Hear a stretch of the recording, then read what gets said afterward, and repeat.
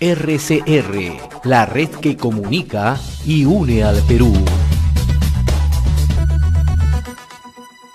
Bien, a esta hora vamos a dar la bienvenida y el agradecimiento al doctor Ernesto Blume Fortini, expresidente del Tribunal Constitucional. Doctor Blume, muchas gracias por este contacto. Muy buenos días. Buenos días, más bien gracias a ustedes por la invitación. Es un gusto encontrarme en vuestro programa. Bien, muchas gracias. El gusto es nuestro. Bien, doctor, queremos su apreciación respecto a lo sucedido el día de ayer, ¿no? Ya se estaba hablando de días atrás que precisamente la fiscal de la Nación estaba preparando, la doctora Patricia Benavides, esta denuncia constitucional en cuanto a las investigaciones que se le están siguiendo al presidente de la República, Pedro Castillo. Pero quisiera que nos aclare, por favor, y que explique a nuestros oyentes para que no haya una confusión, porque se habla de denuncia constitucional, otros dicen acusación constitucional. Usted, por favor, quisiera que nos explique cuál es la diferencia. Se ha presentado denuncia constitucional, pero ¿cuál es la diferencia en este caso con una acusación constitucional, doctor, por favor? Bien, antes de contestar su pregunta, quería yo precisar dos aspectos que me parecen importantes. Sí, doctor. El primero es ponderar la decisión de la fiscal de la Nación de formular esta denuncia constitucional, a pesar de toda la campaña que se ha realizado en los últimos días en su contra. Yo creo que ha demostrado decisión, ha demostrado responsabilidad, ha demostrado coraje y ha demostrado patriotismo. Y creo que es lo que necesita el país, autoridades valientes que no cedan frente al poder y que actúen en ejercicio de sus competencias y atribuciones. Por eso, para mí, esta es una decisión inédita en la historia del Perú, que una fiscal asume la responsabilidad y el reto de formular una denuncia de esta naturaleza ante el Congreso de la República, que es ante el que corresponde investigar y tomar las decisiones respectivas. En segundo lugar, me parece muy importante invocar al Congreso de la República para que actúe con total seriedad y además responsabilidad en este tema. Yo creo que la ciudadanía espera en esta ocasión una actitud muy seria del Congreso, que tiene la oportunidad también histórica de recuperar credibilidad frente a la opinión pública. Porque es evidente que, dado el cúmulo de hechos y circunstancias, el señor presidente de la República, con todo respeto, no califica para conducir los destinos del país. Y esta denuncia viene a abonar en un conjunto de denuncias, de cuestionamientos que están afectando su capacidad moral para el ejercicio del cargo.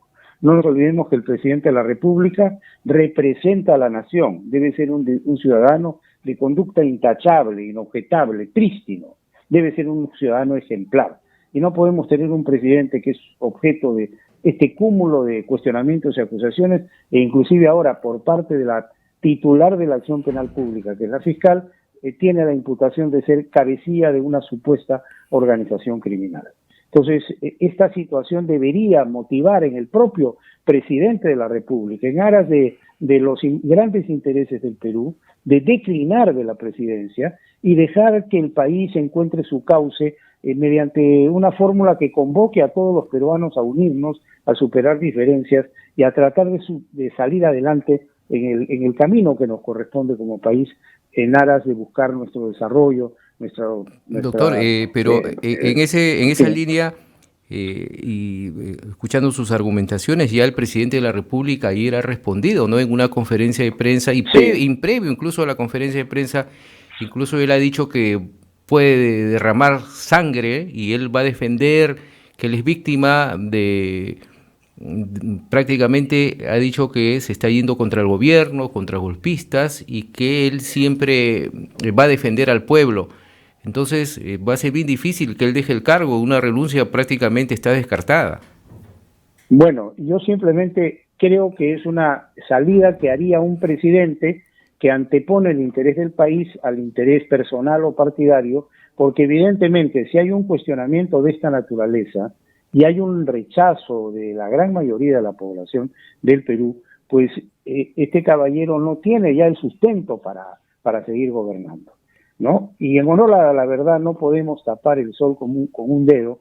El señor no califica, puede tener buena voluntad en muchas cosas, pero no califica, no tiene las condiciones para gobernar con solvencia, con probidad, con idoneidad, un país como el nuestro, que requiere en realidad un estadista que no siembre odio ni diferencia entre los peruanos, sino que más bien convoque a la unidad nacional, una las fuerzas, sea tolerante, sea dialogante, sea respetuoso y además, sobre todo, respete a las instituciones.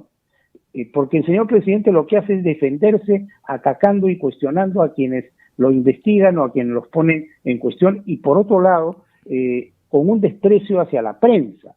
El día de ayer hemos visto un acto de discriminación inaceptable en un país desarrollado o en un país democrático, como es, o en un país en camino de desarrollo, como es el Perú, en donde se dice, aquí entran los periodistas extranjeros, pero todos los nacionales se quedan afuera.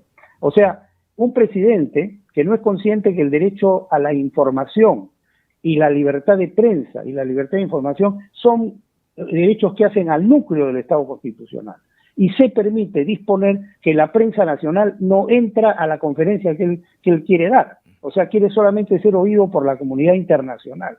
Entonces, esto obviamente revela una falta de conciencia de lo que es el Estado constitucional, que es un Estado en el cual impera la Constitución y todos nos sometemos a ella en el marco del respeto de los derechos fundamentales y en el respeto de la propia Constitución y de las instituciones que lo integran. Voy a su pregunta. En realidad lo que ha hecho la fiscal de la Nación es ejercer un derecho que tiene como titular de la acción penal pública, derecho que está previsto en la Constitución, es decir, de recoger los hechos y formular una denuncia para promover una investigación ante el órgano que corresponda. Ahora, es el Congreso el que esta denuncia constitucional la tiene que encauzar. ¿Y qué es lo que ocurre? Que la Constitución, cuando habla ya de la acusación constitucional, porque lo que ha hecho la fiscal no ha sido una acusación constitucional, sino simplemente una denuncia constitucional. Ya en la subcomisión de acusaciones constitucionales y a través de la participación de los congresistas y de los grupos políticos, esta denuncia puede ser canalizada mediante una acusación o un pedido de suspensión, pero quería señalar lo siguiente. De acuerdo al artículo 117 de la Constitución, el presidente solo puede ser acusado en 4 casos durante su periodo. El primero es traición a la patria, el segundo es impedir las elecciones, ya sea presidenciales, parlamentarias, regionales o municipales.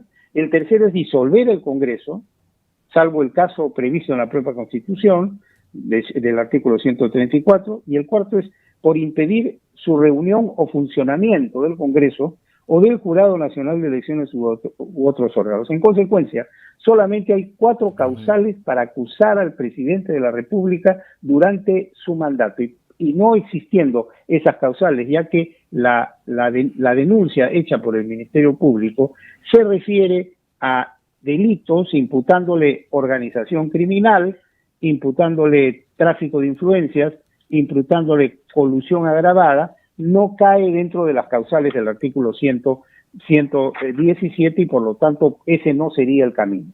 Sí habría una posibilidad si los congresistas suman a los argumentos anteriores esta denuncia y piden a través de algún grupo parlamentario, de algunos congresistas, una declaración de vacancia por incapacidad moral permanente, en cuyo caso, en aplicación del artículo 113 y con 2/3 del número legal de congresistas, podrían vacarlo, como ocurrió en el caso del señor Vizcarra, en donde inclusive se superó los 87 votos mínimos y se llegó a 105 votos. ¿Y ello se puede dar en forma paralela, doctor?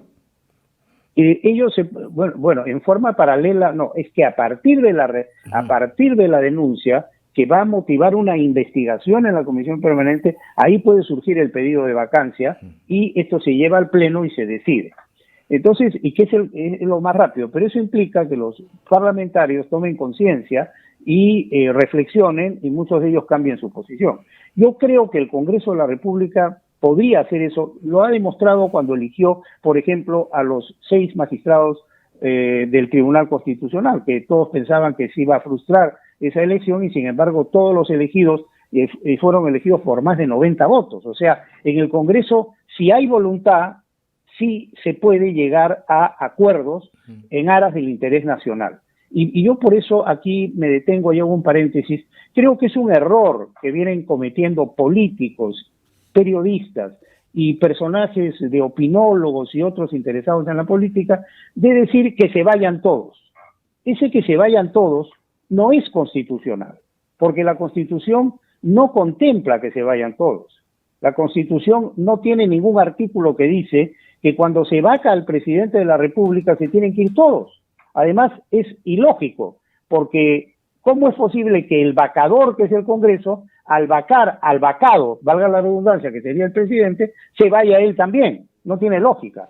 Por el contrario, ese argumento es a favor del señor Castillo, porque los congresistas que fueron electos por 5 años, que juraron respetar, cumplir y hacer cumplir la Constitución que manda que se queden 5 años, y que no establece que haya una convocatoria fuera de los canales regulares de elección, pueden decir, si yo vaco al presidente y me voy, obviamente eso va contra, digamos, el mandato popular que yo tengo, y no voy a vacar, porque si vaco, yo también tengo que salir. O sea, estamos jugando con un argumento absolutamente ilógico y absolutamente inconstitucional. Yo les pregunto a los opinólogos, empezando y a los políticos, por el expresidente Sagasti, que con total irresponsabilidad lanzó esta posición, que se vayan todos. ¿Cuál es el fundamento constitucional? ¿Dónde está previsto en la Constitución esto que se vayan todos? Y evidentemente que ese que se vayan todos implicaría patear el tablero de la Constitución, porque no podemos actuar al margen de la Constitución. Ahora, si el señor pide una reforma constitucional que permita esa posibilidad, estamos hablando de otra cosa. Entonces, acá lo que hay que hacer es apoyar al Congreso y llamarlo a la reflexión, porque el Congreso es el único que lo puede vacar. Pero digamos que no se reúnan los 87 votos. Entonces tenemos la fórmula del artículo 114, inciso primero de la Constitución, que contempla una causal de suspensión de la presidencia de la República. Y dice lo siguiente: el ejercicio de la presidencia de la República se suspende, primero, por incapacidad temporal del presidente declarada por el Congreso. Ahora, esta es una causal que no está muy desarrollada y que prácticamente implicaría que el Congreso cree una posición, cree una línea interpretativa. Pero la norma dice incapacidad temporal. Esa incapacidad temporal puede ser física o puede ser también una incapacidad, puede ser calificada como una incapacidad moral, temporal, porque está temporalmente cuestionado en tanto se tramitan todos estas denuncias, aunque tiene también la presunción de inocencia. Pero esto lo pone en cuestión su capacidad para gobernar desde el punto de vista moral, y podría ahí haber una suspensión. Lo interesante es que en esta figura de la incapacidad temporal no hay regulación en el reglamento del Congreso de la República, y por lo tanto habrá que aplicar analógicamente las reglas de la acusación constitucional. Ahora, doctor, lo que usted está explicando es muy interesante, pero lo que se resume es todo el trabajo que tendría que hacer el Congreso, que está en manos del Congreso. Sí, claro. Y como lamentablemente hemos visto ya anteriormente, ha habido pues muchos casos de vacancia que han quedado nulos, ¿no? Entonces, con este Congreso, de verdad, así sinceramente, no se sabe qué es lo que va a realizar. Pero pero le quería contar lo siguiente: en el caso de la suspensión, lo interesante es esto, que no está previsto el trámite. Entonces podemos decir, analógicamente se aplica el procedimiento de la acusación. En cuanto a la votación, tampoco dice el reglamento nada. Entonces hay dos interpretaciones. Una interpretación que señala que, no habiendo norma expresa, se aplica el artículo 52 del reglamento del Congreso, que establece que es por mayoría simple. O sea, de acuerdo a ese criterio, podría ser suspendido por mayoría simple. Y ahí sí hay votos. Pero si se quiere ir a algo más rígido, se podría decir, bueno, vamos a exigir la mitad más uno del número legal de congresistas. Es decir, 130 entre 2 más 1.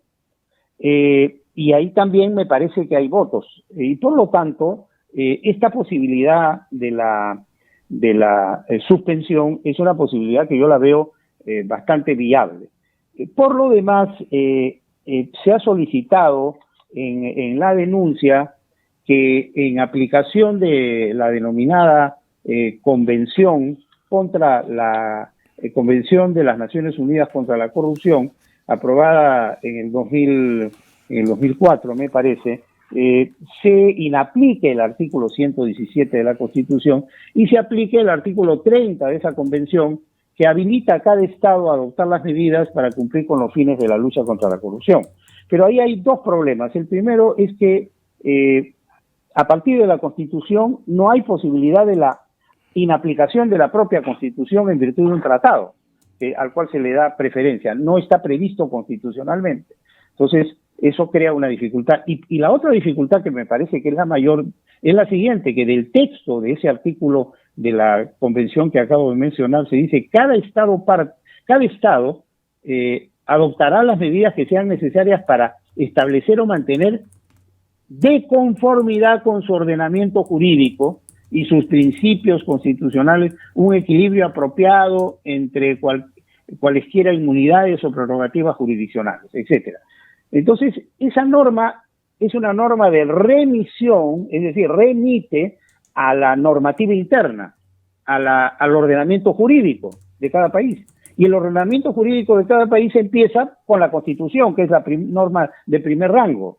Y entonces uno se pregunta, ¿dónde está en la Constitución que se pueda inaplicar un artículo constitucional en virtud de esta interpretación que han hecho algunos connotados e ilustres y además respetados penalistas que han incursionado al mundo del derecho constitucional últimamente? Yo los aprecio a todos y los respeto muchísimo, pero no encuentro el basamento constitucional, porque el propio texto del artículo 30 está remitiendo a la legislación nacional que empieza con la Constitución, que no permite esa autoimplicación, digamos, en algunos aspectos. Esta es la figura en línea general. Sí, interesante, doctor. Ahora, si nos ponemos ya en el otro lado, ¿qué pasaría si el Congreso no admite esta denuncia, doctor? ¿Cuál sería el otro paso que tendría que dar la doctora Patricia Benavides como titular de la Fiscalía de la Nación? Bueno, ya la fiscal, dados los personajes que han sido denunciados, ya, digamos, ha dejado de tener por el momento competencia, porque los personajes denunciados son un presidente que tiene esta cláusula de la inmunidad y la excepción de acusación, salvo los 4 casos que he mencionado, y por lo tanto el Congreso, si archiva, esto quedaría ahí. Ahora, de respecto de los otros, si hace las investigaciones, podrá continuar y podrá, digamos, en un caso del antejuicio, levantarle el fuero y pasarlo nuevamente a la Fiscalía, o si encuentra infracción constitucional, podrá sancionarlos directamente y suspenderlos en el ejercicio de sus derechos.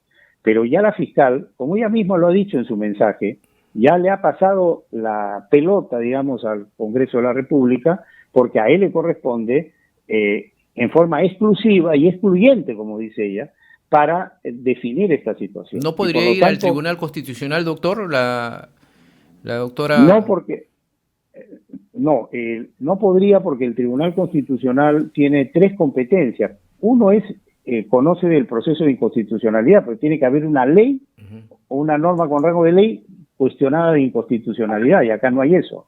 Luego conoce los procesos de garantía de derechos, pero tiene que ser un proceso que nazca en el Poder Judicial, sube a la Corte y recién llega al Tribunal. Y por otro lado, un proceso competencial, que es cuando un órgano invade competencias de otro, pero acá yo tampoco veo esa figura. Entonces, por eso les digo, el Congreso en este momento tiene una oportunidad histórica de reivindicarse. Ahora, y también tienen una oportunidad histórica todos aquellos personajes que con ligereza y sin informarse bien y sin ilustrarse, vienen opinando como si fueran expertos en la materia, porque yo observo con preocupación que hay pues constitucionalistas, entre comillas, por todo lado, y yo que estoy metido en el mundo constitucional, que he presidido la Asociación Peruana de Derecho Constitucional varios años y que conozco a la mayoría de profesores, nunca los he visto, pero sin embargo ahora son expertos y se lanzan a opinar como si fueran pues unas autoridades de rango internacional. Y eso confunde más a la opinión pública, ¿no? Porque este es un tema netamente técnico, doctor, como usted lo dice, ¿no?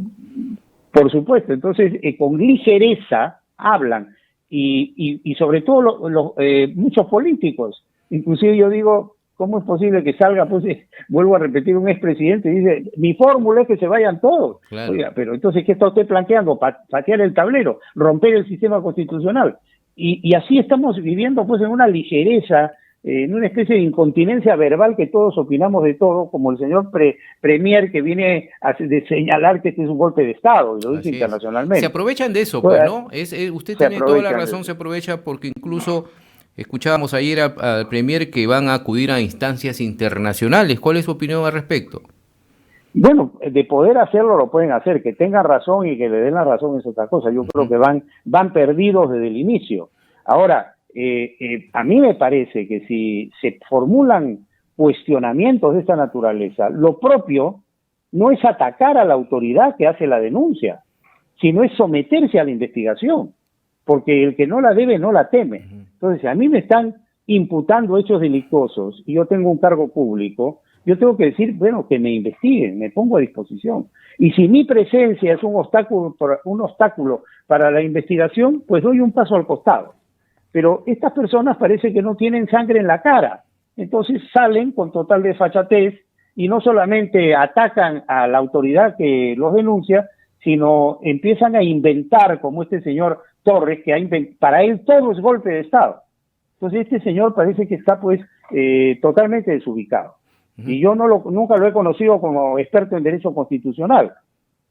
Nunca lo he conocido en esa dimensión y ahora resulta que es un constitucionalista connotado. Y él debe saber, doctor, porque ayer también escuchábamos al Premier porque tuvo una amplia participación en esta conferencia de prensa en donde lamentablemente, como usted lo dijo y todo el Perú lo ha visto, que fue marginada la prensa nacional, ¿no? Pero él siempre está reiterando que no hay las pruebas necesarias, que todos son indicios y que precisamente toda la documentación, todos estos folios ya están en manos del Congreso de la República y ahí es donde seguramente están todos esos indicios y eso no se conoce abiertamente. Él sabe por qué lo dice, ¿no?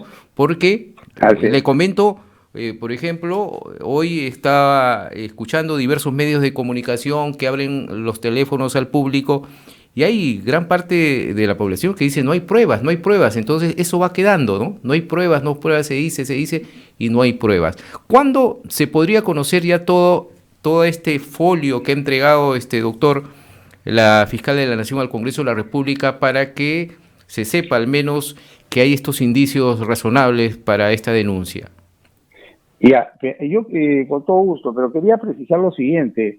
En lo que es la declaración de vacancia, no estamos frente a un juicio legal, es un juicio político. Cuando el presidente incurre en conductas que agravian el ejercicio de la magistratura presidencial. Y eso está sujeto a una decisión política del Congreso y requiere un número de votos calificados y el Congreso actúa en representación del pueblo. Entonces ahí exigir pruebas, rajándose las vestiduras, como lo hace este señor Torres, es absurdo, revela un desconocimiento total en el tema de la vacancia. En lo otro, por ejemplo, en el antejuicio, el Congreso es el que tiene que ponderar lo presentado por la fiscal y tiene que evaluar la situación para ver si le levanta la inmunidad al procesado a efectos de que sea investigado. Pero toda esta argumentación de la prueba o que no es suficientemente probado es en el fondo un acto de soberbia, porque este señor no es el que ha hecho la investigación. El que ha hecho la investigación es el fiscal titular de la acción penal pública y el fiscal es un funcionario que está encargado y especializado en eso.